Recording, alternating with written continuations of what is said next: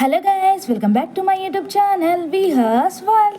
ఈరోజు మనం చేయబోయే రెసిపీ వచ్చేసి పల్లి చట్నీ. ఇడ్లీ దోశల్లోకి ఈ పల్లి చట్నీ అందరూ ఇష్టంగా తింటారు. ఇప్పుడు ఆ పల్లి చట్నీ చేయడం ఎలానో చూద్దాం రండి. ముందుగా స్టవ్ ఆన్ చేసుకొని ప్యాన్ హీట్ అయ్యాక ఒక గ్లాస్ పల్లీలను వేసుకొని దోరగా వేయించుకోవాలి.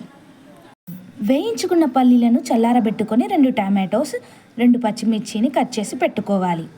పల్లీలు వేయించుకున్న ప్యాన్లోనే కొద్దిగా ఆయిల్ని వేసుకొని టమాటో పచ్చిమిర్చిని కూడా వేసుకొని బాగా ఫ్రై చేసుకోవాలి. వేయించి చల్లార పెట్టుకున్న పల్లీలను మిక్సీ జార్లో వేసుకొని గ్రైండ్ చేసుకోవాలి. అదే జార్లో మనం వేయించుకున్న పచ్చిమిర్చి టమాటాను కూడా వేసి గ్రైండ్ చేసుకోవాలి.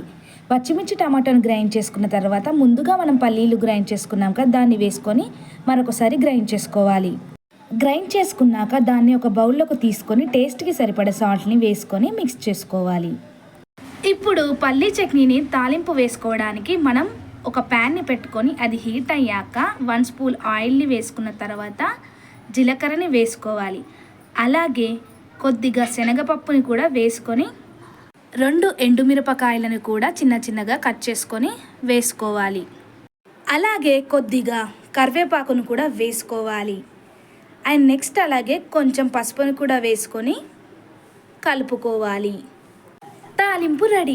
మనం ముందుగా గ్రైండ్ చేసి పెట్టుకున్న పల్లీ చట్నీలో ఈ తాలింపుని వేసుకొని బాగా మిక్స్ చేసుకోవాలి. మీరు కూడా ఒకసారి తప్పకుండా ఈ రెసిపీని మీ ఇంట్లో ట్రై చేయండి. పల్లీ చట్నీ రెడీ చేసుకోవడం చాలా సింపుల్, ఈజీ అండ్ క్విక్గా రెడీ అవుతోంది మనకు. ఈ విధంగా చేసుకుంటే టైం కూడా సేవ్ అవుతుంది. Thanks for watching this video. Subscribe for more videos.